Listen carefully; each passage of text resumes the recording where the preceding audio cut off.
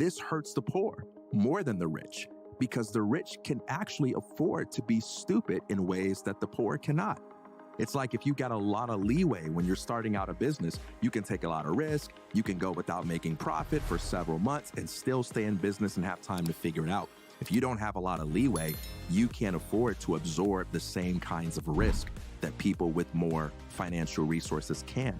And I would argue that this hurts the poor far more than the rich, because it orients the poor towards the world in a way that reinforces the kind of illiteracy that must be overcome in order to create wealth. And I don't just mean reading literacy, I mean economic illiteracy, financial illiteracy, and so on. And so if you live a life where you're just constantly bombarded with ads telling you to buy Nike, that this is the kind of person that you're supposed to be.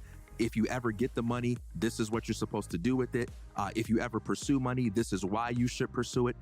But it gives you no information at all about how to create Nike, how to invest in Nike, how to create alternative systems to the ones that you observe.